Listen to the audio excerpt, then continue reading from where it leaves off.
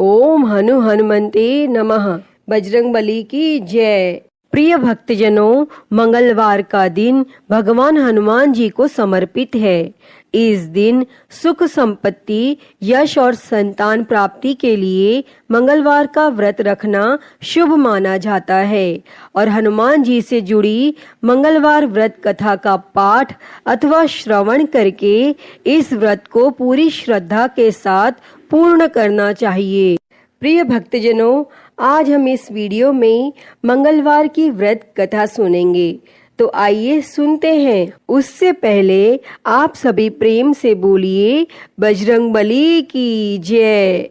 एक समय व्यास जी ने कहा कि एक बार नैमिषारण्य तीर्थ में 80,000 मुनि एकत्र होकर पुराणों के ज्ञाता श्री सूत जी से पूछने लगे, हे महामुने, आपने हमें अनेक पुराणों की कथाएं सुनाई हैं। अब कृपा करके हमें ऐसा व्रत और कथा बताएं जिसके करने से संतान की प्राप्ति हो तथा मनुष्यों को रोग, शोक, अग्नि, सर्व दुख आदि का भय दूर हो, क्योंकि कलयुग में सभी जीवों की आयु बहुत कम है। फिर इस पर उन्हें रोग चिंता के कष्ट लगे रहेंगे, तो फिर वह श्री हरि के चरणों में अपना ध्यान कैसे लगा सकेंगे। तब श्री सूत जी बोले, हे मुनियों, आपने लोक कल्याण के लिए बहुत ही उत्तम बात पूछी है। एक बार युधिष्ठिर ने भगवान श्री कृष्ण से लोक कल्याण के लिए यही प्रश्न किया था। भगवान श्री कृष्ण और युधिष्ठिर का संवाद तुम्हारे सामने कहता हूँ, ध्यान देकर सुनो। एक समय पांडवों की सभा में श्री कृष्ण जी बैठे हुए थे। तब युधिष्ठिर ने भगवान श्री कृष्ण से प्रश्न किया, हे प्रभु, हे नंद नंदन गोविंद, आपने मेरे लिए अनेकों कथाएं सुनाई हैं। आज आप कृपा करके ऐसा व्रत या कथा सुनाएं जिसके करने से मनुष्य को रोग चिंता का भय समाप्त हो और उसको पुत्र की प्राप्ति हो। हे प्रभु, बिना पुत्र के जीवन व्यर्थ है। पुत्र के बिना मनुष्य नरकगामी होता है और पुत्र के बिना मनुष्य पितृ ऋण से छुटकारा नहीं पा सकता और न ही उसका पुण्य नामक नरक से उद्धार हो सकता है। अतः पुत्रदायक व्रत बतलाएं। तब श्री कृष्ण भगवान बोले, हे राजन, मैं एक प्राचीन इतिहास सुनाता हूँ, आप उसे ध्यान पूर्वक सुनो। कुंडलपुर नामक एक नगर था। उसमें नंदा नामक एक ब्राह्मण रहता था और भगवान की कृपा से उसके पास सब कुछ था। फिर भी वह दुखी था। इसका कारण यह था कि ब्राह्मण की स्त्री सुनंदा के कोई संतान न थी। सुनंदा पतिव्रता थी, भक्ति पूर्वक श्री हनुमान जी की आराधना करती थी और मंगलवार के दिन व्रत करके अंत में भोजन बनाकर हनुमान जी का भोग लगाने के बाद स्वयं भोजन करती थी। एक बार मंगलवार के दिन ब्राह्मणी गृह कार्य की अधिकता के कारण हनुमान जी को भोग न लगा सकी, तो इस पर उसे बहुत दुख हुआ और उसने कुछ भी नहीं खाया और अपने मन में प्रण किया कि अब तो अगले मंगलवार को ही हनुमान जी को भोग लगाकर अन्न जल ग्रहण करूंगी।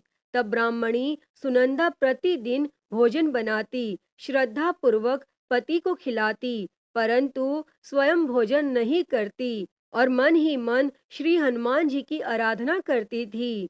इसी प्रकार 6 दिन गुजर गए और ब्राह्मणी सुनंदा अपने निश्चय के अनुसार भूखी प्यासी निराहार रही और अगले मंगलवार को ब्राह्मणी सुनंदा प्रातः काल ही बेहोश होकर गिर पड़ी। तब ब्राह्मणी सुनंदा की इस असीम भक्ति के प्रभाव से श्री हनुमान जी बहुत प्रसन्न हुए और प्रकट होकर बोले, सुनंदा, मैं तेरी भक्ति से बहुत प्रसन्न हूँ, तू उठ और वर मांग।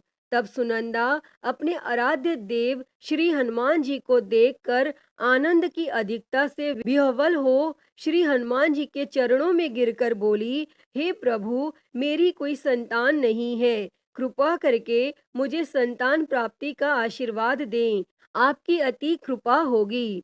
तब श्री महावीर जी बोले, तेरी इच्छा पूर्ण होगी, तेरे एक कन्या पैदा होगी, उसके अष्टांग प्रतिदिन सोना दिया करेंगे। इस प्रकार कहकर श्री महावीर जी अंतर्ध्यान हो गए।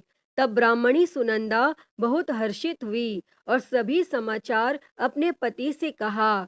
तब ब्राह्मण देव कन्या का वरदान सुनकर कुछ दुखी हुए, परंतु सोना मिलने की बात सुनी तो बहुत प्रसन्न हुए और विचार किया कि ऐसी कन्या के साथ मेरी निर्धनता भी समाप्त हो जाएगी। तब श्री हनुमान जी की कृपा से वह ब्राह्मणी गर्भवती हुई और 10वें महीने में उसे बहुत ही सुंदर पुत्री प्राप्त हुई। यह बच्ची अपने पिता के घर में ठीक उसी तरह से बढ़ने लगी जिस प्रकार शुक्ल पक्ष का चंद्रमा बढ़ता है।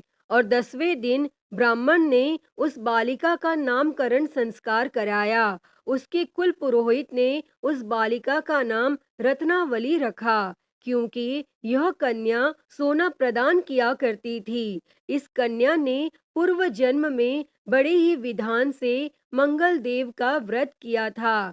रत्नावली का अष्टांग बहुत सा सोना देता था और उस सोने से नंदा ब्राह्मण बहुत ही धनवान हो गए। अब ब्राह्मणी भी बहुत अभिमान करने लगी थी। समय बीतता रहा। अब रत्नावली 10 वर्ष की हो चुकी थी। एक दिन जब नंदा ब्राह्मण प्रसन्न चित्त था, तब सुनंदा ने अपने पति से कहा, मेरी पुत्री रत्नावली विवाह के योग्य हो गई है, अतः आप कोई सुंदर तथा योग्य वर देखकर इसका विवाह कर दें। तब यह सुनकर ब्राह्मण बोला, अभी तो रत्नावली बहुत छोटी है। तब ब्राह्मणी बोली, शास्त्रों की आज्ञा है कि कन्या 8वें वर्ष में गौरी, 9 वर्ष में रोहिणी, 10वें वर्ष में कन्या, इसके पश्चात रजस्वला हो जाती है। गौरी के दान से पाताल लोक की प्राप्ति होती है और रोहिणी के दान से वैकुंठ लोक की प्राप्ति होती है। कन्या के दान से इंद्रलोक में सुखों की प्राप्ति होती है। अगर हे पतिदेव रजस्वला का दान किया जाता है तो घोर नरक की प्राप्ति होगी। इस पर ब्राह्मण बोला, अभी तो रत्नावली मात्र 10 ही वर्ष की है और मैंने तो 16-16 साल की कन्याओं के विवाह कराए हैं, अभी जल्दी क्या है। तब ब्राह्मणी सुनंदा बोली, आपको तो लोभ अधिक हो गया लगता है। शास्त्रों में कहा गया है कि माता पिता और बड़ा भाई रजस्वला कन्या को देखते हैं तो वह अवश्य ही नरकगामी होते हैं। तब ब्राह्मण बोला, अच्छी बात है, कल मैं अवश्य ही योग्य वर की तलाश में अपना दूत भेजूंगा। तब दूसरे दिन ब्राह्मण ने अपने दूत को बुलाया और आज्ञा दी कि जैसी सुंदर मेरी कन्या है वैसा ही सुंदर वर उसके लिए तलाश करो। और दूत अपने स्वामी की आज्ञा पाकर निकल पड़ा। तब पंपई नगर में उसने एक सुंदर लड़के को देखा। यह बालक एक ब्राह्मण परिवार का बहुत ही गुणवान पुत्र था। उसका नाम सोमेश्वर था और दूत ने इस सुंदर व गुणवान ब्राह्मण पुत्र के बारे में अपने स्वामी को पूर्ण विवरण दिया और फिर शुभ मुहूर्त में विधि पूर्वक कन्या दान करके ब्राह्मण ब्राह्मणी संतुष्ट हुए। परंतु ब्राह्मण के मन में तो लोभ समाया हुआ था। उसने कन्या दान तो कर दिया था, पर वह बहुत खिन्न भी था। उसने विचार किया कि रत्नावली तो अब चली जाएगी और मुझे इससे जो सोना मिलता था वह अब मिलेगा नहीं।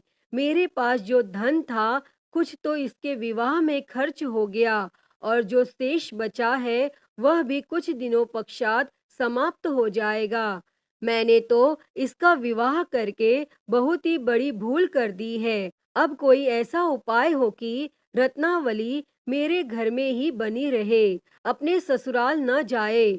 तब लोभ रूपी राक्षस ब्राह्मण के मस्तिष्क पर छाता जा रहा था। रात भर अपनी शैया पर बेचैनी से करवटें बदलते बदलते उसने एक बहुत ही क्रूर निर्णय लिया। उसने विचार किया कि जब रत्नावली को लेकर उसका पति सोमेश्वर अपने घर के लिए जाएगा तो वह मार्ग में छिपकर सोमेश्वर का वध कर देगा और अपनी लड़की को अपने घर ले आएगा, जिससे नियमित रूप से उसे सोना भी मिलता रहेगा और समाज का कोई मनुष्य उसे दोष भी नहीं दे सकेगा। और प्रातः काल हुआ तो नंदा और सुनंदा ने अपने जमाई तथा लड़की को बहुत सारा धन देकर विदा किया और सोमेश्वर अपनी पत्नी रत्नावली को लेकर ससुराल से अपने घर की तरफ चल दिया। और ब्राह्मण नंदा महालोभ के वशीभूत हो अपनी मति खो चुका था और पाप पुण्य का उसे विचार न रहा। अपने भयानक व क्रूर निर्णय को कार्य रूप देने के लिए उसने अपने दूत को मार्ग में अपने जमाई का वध करने के लिए भेज दिया था, ताकि रत्नावली से प्राप्त होने वाला सोना उसे हमेशा मिलता रहे और वो कभी निर्धन न हो। तब ब्राह्मण के दूत ने अपनी स्वामी की आज्ञा का पालन करते हुए उसके जमाई सोमेश्वर का मार्ग में ही वध कर दिया। तब यह समाचार प्राप्त कर ब्राह्मण नंदा मार्ग में पहुंचा और रुदन करती अपनी पुत्री रत्नावली से बोला, हे पुत्री, मार्ग में लुटेरों ने तेरे पति का वध कर दिया है। भगवान की इच्छा के आगे किसी का कोई वश नहीं चलता है। अब तू घर चल, वहां पर ही रहकर शेष जीवन व्यतीत करना। जो भाग्य में लिखा है वही होगा। और अपने पति की अकाल मृत्यु से रत्नावली बहुत दुखी हुई। करुण क्रंदन व रुदन करते हुए अपने पिता से बोली, हे पिताजी, इस संसार में जिस स्त्री का पति नहीं है उसका जीना व्यर्थ है। मैं अपने पति के साथ ही अपने शरीर को जला दूंगी और सती होकर अपने इस जन्म को, माता पिता के नाम को तथा सास ससुर के यश को सार्थक करूंगी। तब ब्राह्मण नंदा अपनी पुत्री रत्नावली के वचनों को सुनकर बहुत दुखी हुआ। विचार करने लगा, मैंने व्यर्थ ही जमाई वध का पाप अपने सिर लिया। रत्नावली तो उसके पीछे अपने प्राण तक देने को तैयार है और मेरा तो दोनों तरफ से मरण हो गया। धन तो अब मिलेगा नहीं, जमाई वध के पाप के फलस्वरूप यम यातना भी भुगतनी पड़ेगी। और यह सोचकर वह बहुत खिन्न हुआ। तब सोमेश्वर की चिता बनाई गई। रत्नावली सती होने की इच्छा से अपने पति का सिर अपने गोद में रखकर चिता में बैठ गई। जैसे ही सोमेश्वर की चिता को अग्नि लगाई गई, वैसे ही प्रसन्न हो मंगल देव वहां प्रकट हुए और बोले, हे रत्नावली, मैं तेरी पति भक्ति से बहुत प्रसन्न हूँ, तू वर मांग।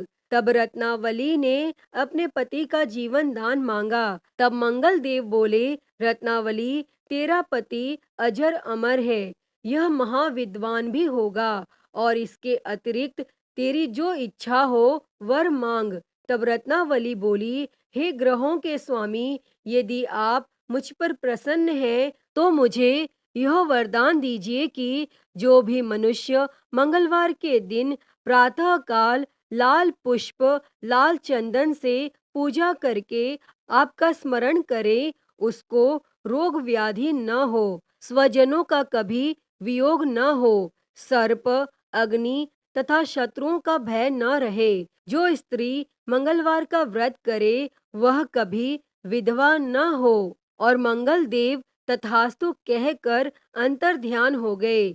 सोमेश्वर मंगल देव की कृपा से जीवित हो उठा।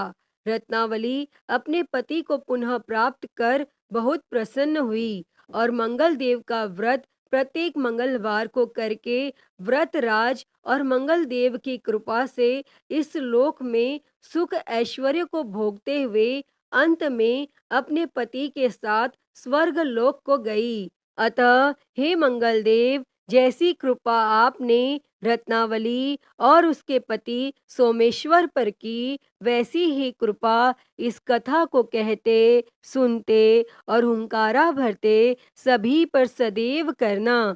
तो सभी प्रेम से बोलिए, श्री मंगल देव की जय, श्री हनुमान जी की जय। प्रिय भक्तजनों, मैं उम्मीद करती हूँ कि आपको यह कथा पसंद आई होगी और अगर वीडियो अच्छी लगी हो तो इसे लाइक करें, ज़्यादा से ज़्यादा शेयर करें और कमेंट में बजरंग बली की जय लिखना ना भूलें। और महाकाल भक्ति ज्ञान चैनल को सब्सक्राइब कर नोटिफिकेशन बेल को ज़रूर ऑन कर लें। हर हर महादेव। धन्यवाद।